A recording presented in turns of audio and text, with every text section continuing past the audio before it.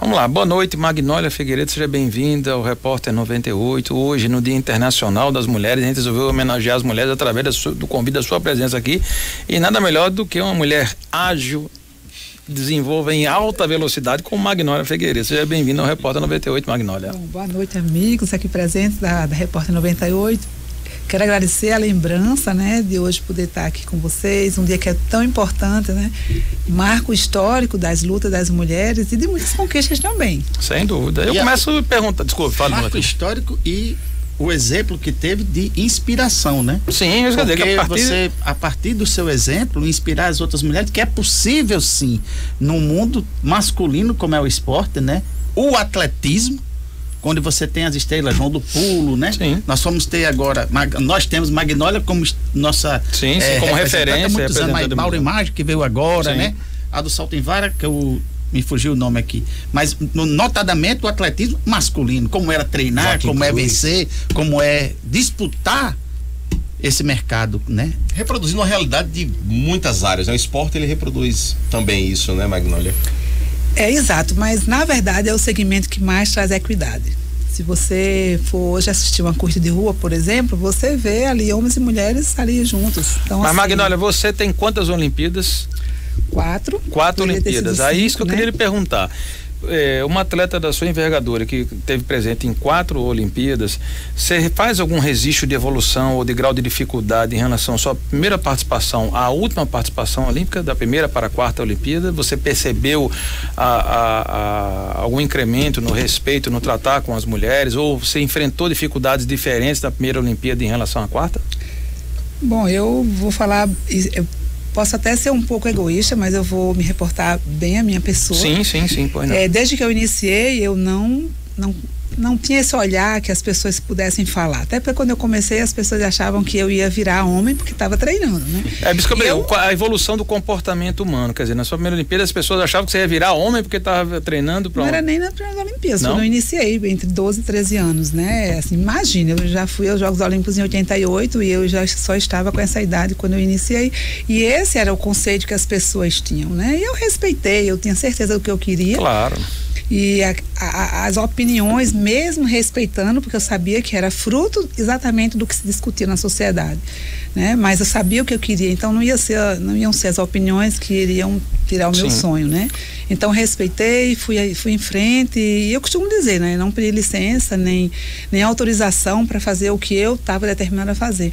E encontrei, principalmente, feito. Eu acho, apoio na minha família. Eu acho que eu também tenho um pai que poderia ter sido muito machista, né? E graças a Deus nós rompemos isso aí dentro de casa. Então, a partir daí, eu acho que pelo apoio que eu tive, eu fui em frente ao que eu acreditava e deu certo, né? Magnólia, a sua primeira Olimpíada foi a de Seul, em 1988. Naquela época, muito mais do que hoje, a sociedade era muito mais machista. Você começou com 12 anos, ou seja, você com 12 anos, o que te levou a fazer atletismo? Porque naquela geração do qual também faço parte, as meninas faziam balé, dança, faziam outras atividades esportivas.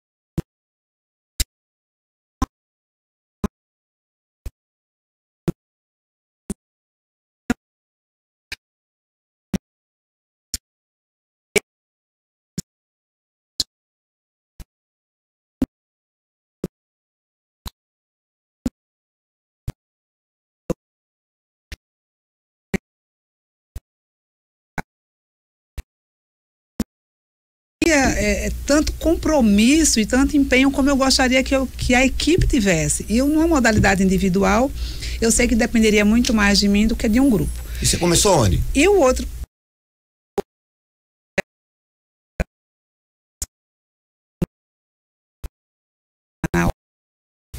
E um outro motivo que me fez permanecer é que eu participei do Gernes e logo depois fui convidada para os Jogos Escolares. Foi exatamente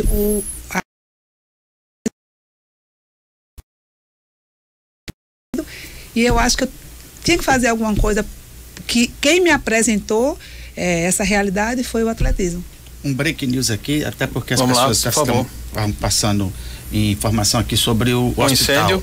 Não houve um incêndio, houve um aquecimento, um odor no andar térreo do Hospital Municipal de Natal, né?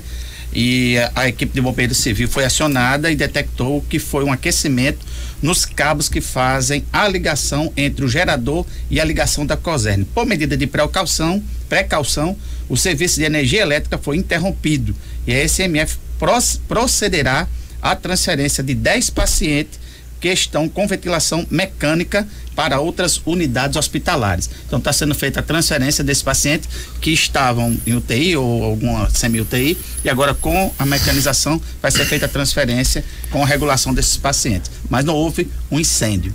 Magnólio, o Francisco de Oliveira aqui no chat do YouTube pergunta: Filinto, pergunta à nossa campeã o que ela acha dos homens que se sentem mulheres tomarem o lugar das verdadeiras mulheres, especialmente em esporte de contato. Eu não digo nem só esporte de contato, digo em todos os esportes, né? E a gente sabe que existem valências físicas que são bem diferentes entre homens e mulheres, exatamente pelo percentual de hormônios que os homens têm, que as mulheres têm. Então, exatamente, o percentual muito melhor, porque as mulheres também têm, mas só que numa escala muito menor. Né? Então, eu acho que e isso vou me dedicar a estudar também isso.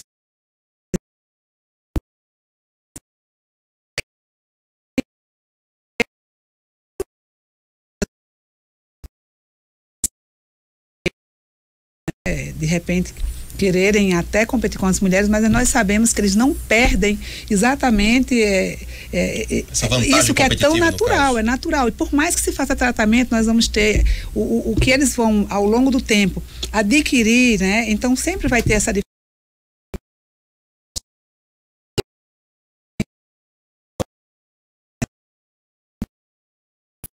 valência física muito forte, então nós não temos como tá comparando. Eu até concordo que você tenha uma outra categoria. Isso aí tudo bem, porque você não vai ver as mulheres trans competindo com os homens, mas você vai ver os homens querendo competir com as mulheres. É incrível, né? Agora, Renato, pode fazer a pergunta. Voltando um pouco à questão do seu começo, porque é uma curiosidade. Todo mundo que começa um esporte tem um ídolo, tem uma referência. Né? Quem começa, por exemplo, naquela época, quem gostava de futebol tinha como referência Zico, mais ou menos naquela época que você escolheu o atletismo. Quem era sua referência? Tinha uma mulher? Tinha alguma referência mulher? Ou suas referências eram masculinas, como Joaquim Cruz, entre outros campeões daquela época brasileiros? Na verdade, eu acho que o que mais me referendou foram os Jogos Olímpicos, mesmo de 76. De 76? Não necessariamente um atleta ou alguém. Foi aquela grande olímpico. Festa que eu vi e que assim, eu tive vontade de estar lá. Foi realmente eu queria, quando eu vi, eu falei assim, mas um dia eu quero estar aí também, entendeu? E aquilo ali me motivou e eu sabia que era ali aquilo que eu ia persistir. E graças a Deus deu certo. Eu acho que o foco começou muito cedo. Magnólia estava relatando agora há pouco aqui as dificuldades, né, que ela e outras mulheres enfrentaram lá atrás. Hoje a realidade é diferente, mas eu queria perguntar, Magnólia, nesse ano de 2022, quais você elencaria como principais dificuldades que as mulheres ainda enfrentam para se inserirem no esporte e para terem, né, para conseguir disputar de maneira competitiva as competições nas mais variadas modalidades? Eu diria que vencer dentro de casa. Às vezes a gente pensa que essa questão ela está na rua, mas ainda está dentro de casa, né? Muitas vezes os pais sequer, e eu digo isso porque eu convivi com casos para estudar, quer dizer, imagine para treinar, onde existia um irmão e irmã, onde o pai era a favor que o filho pudesse fazer. Para treinar ainda é muito difícil. A gente está falando ainda, temos contato com pessoas que hoje já têm um pouco mais de conhecimento, mas na base principalmente, e de quem pratica atletismo é muito mais difícil, exatamente porque ainda enfrentamos pais mãe, não só o pai. A própria mãe, ela também termina. O ambiente familiar, ele era uma sociedade machista. Porque na hora que você tem o apoio familiar, então você tira de letra. E isso, graças a Deus, eu tive, embora meu pai fosse do interior, minha mãe também, mas eles tinham um outro pensamento e sempre respeitou minhas escolhas, né? De eu noivar aos 15 anos, de eu casar aos 18, de eu fazer... Então, assim, foram todos muito respeitados dentro de casa. A partir do esporte, que foi aos 12 anos. Magnólia, o ouvinte pastor Saulo André coloca aqui como se sentiu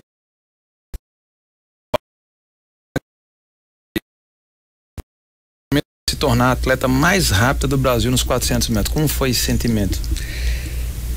Olha, isso foi uma consequência de um trabalho, então já esperava, não foi nada assim que... Sim, não lhe surpreendeu, né? Não foi lhe surpreendeu. Reginaldo Miguel coloca, inclusive, que o corpo de Magnólia era perfeito para atletismo desde pequena. É o registro que ele faz aqui. Não, realmente, tem fotos eu andando que...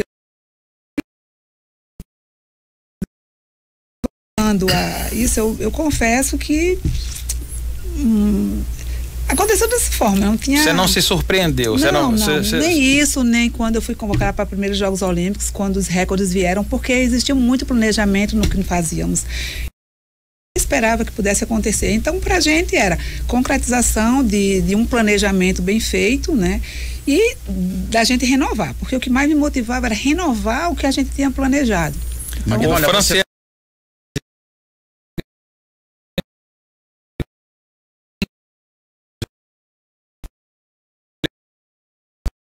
um amigo e eu casei. Você chegou num ponto, você casou ainda atleta, né? Permaneceu atleta. Você chegou, agora, a questão da maternidade com o esporte.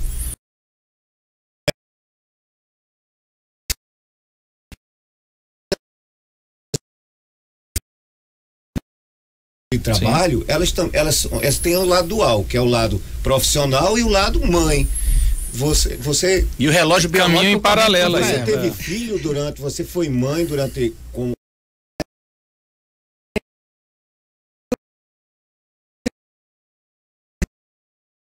do planejamento.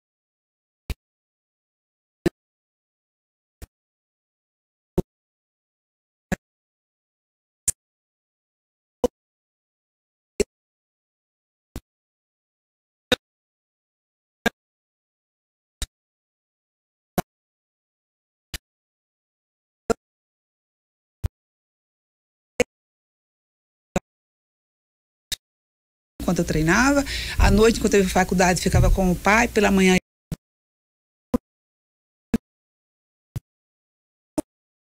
as coisas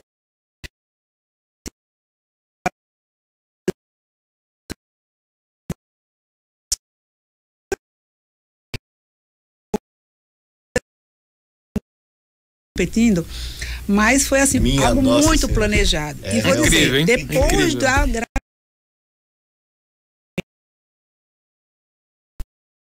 hoje é doping, né? É considerado doping exatamente porque em razão das mudanças hormonais, elas ficam mais fortes, né? Para receber uma criança, gerar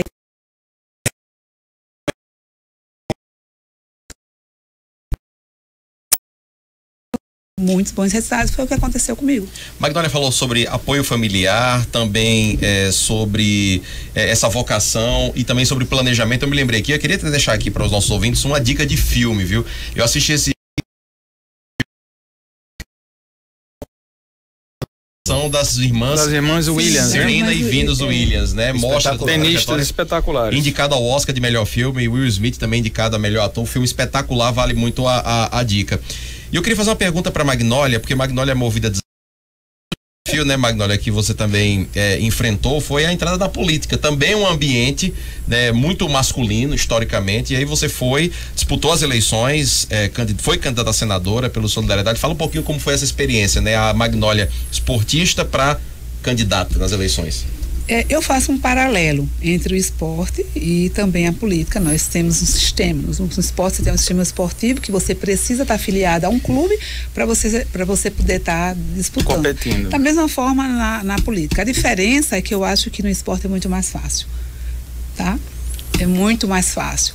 Não é tão difícil. Olha que eu estou ainda num partido que eu tenho muita liberdade e muita não existe essa rigidez, né? E eles me deram assim, existe muito respeito entre a gente, e quando eu entrei houve uma conversa muito franca da minha pessoa para eles também, né? Assim, eu acho que tudo a gente precisa também ter um pouquinho no nosso sangue, aquela questão que você se entrega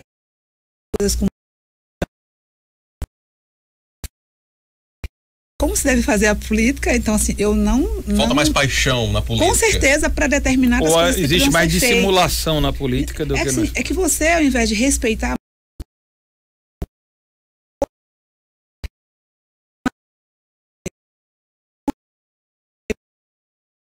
precisamos levar para consciência política mesmo, né? E não algumas coisas que você faz que termina você, ao invés de você alfabetizá-los, você reforça o analfabetismo político. E isso conflita muito com a minha forma de ser. Então, eu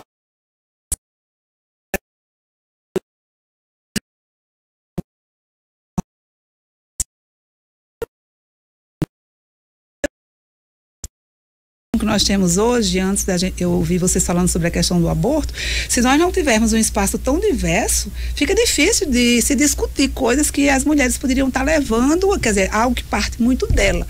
Então, há essa necessidade de a gente de estar num ambiente mais diversificado.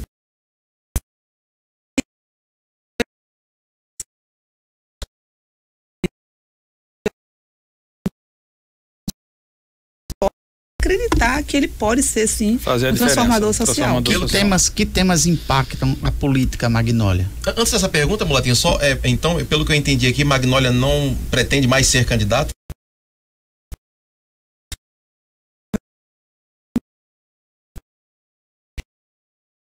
Muito clara também, né? Com o grupo, estou junto com o grupo porque eu acredito que é possível, sim, fazer de uma outra forma, é uma construção, né? O sistema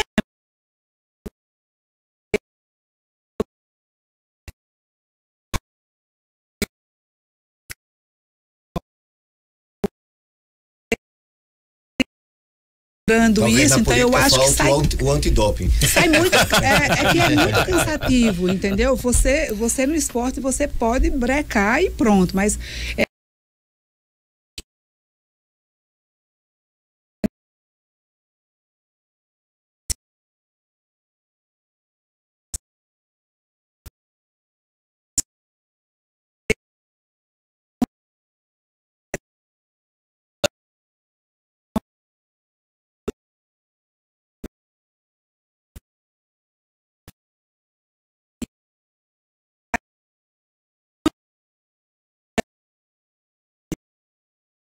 nós somos, né?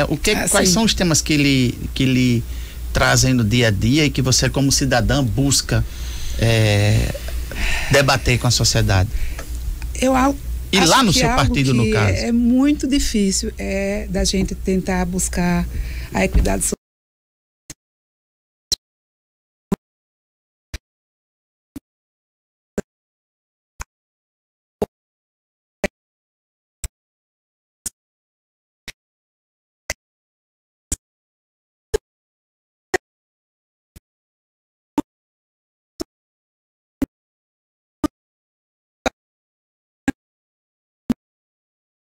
Acompanhar tudo não dá. Então, enquanto o nosso HD está se enchendo, tem outros que estão vazios, eles podem contribuir. E como eu acho que todas as pessoas que se colocam à disposição para contribuir com o desenvolvimento global do nosso município, sei lá, do nosso ente federativo, quer seja municipal, estadual ou federal, eu acredito que as pessoas têm boas intenções. Eu nunca vou ficar julgando alguém, porque assim, se eu parto do que eu me projeto nas pessoas. Então, se eu tenho essa intenção, eu quero acreditar que todos tenham.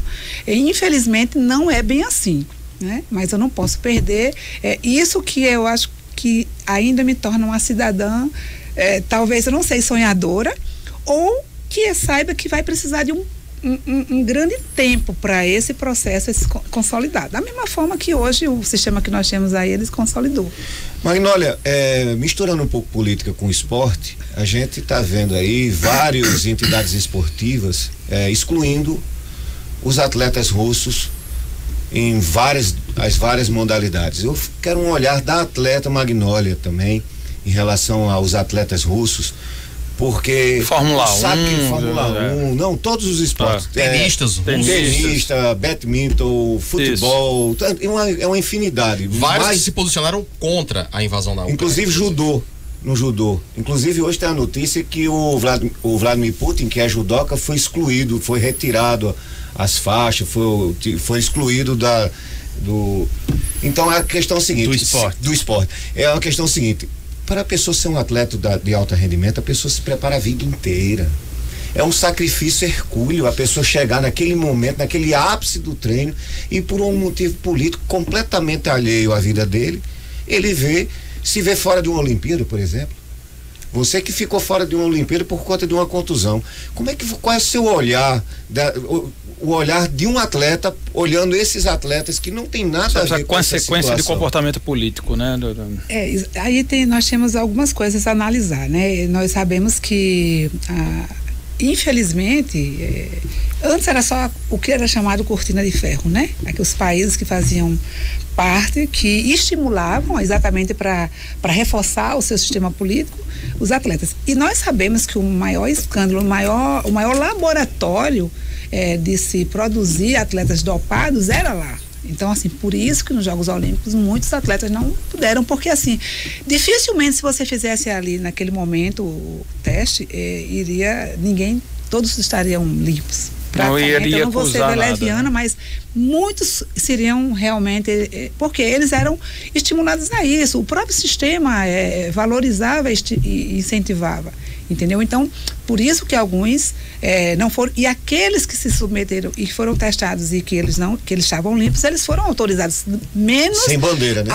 A bandeira é que eles não puderam estar se apresentando. Então, assim, de repente o comitê, como a proposta dos Jogos Olímpicos é a união dos povos, né? Quer dizer, independente de guerra, eles estão unidos, eles não poderiam deixar também atletas que não estavam, né, dentro do critério de fora. Então eles competiram. E acho que nesse momento, e não digo que isso seja só lá. No Brasil, alguns atletas que se posicionaram, não em relação à sua guerra, basta que eles se posicionem politicamente contra ou a favor, eles vão ser também, infelizmente, eles vão ser punidos. Então, assim, isso é realmente não saber separar as coisas. E isso, para mim, é uma agressão terrível. Entendeu? Terrível. Você não ter a liberdade. A gente só tem que ter o cuidado de como você comunica isso. Mas você ter sua opinião e você se posicionar... É um direito de todos. Eu acho que é a maior... Na verdade, não é nem você perder patrocínio nem nada, mas eu acho que a maior agressão e a maior punição que você pode ter, não precisa ser o atleta. A qualquer um de nós, a gente não poder externar o que a gente pensa.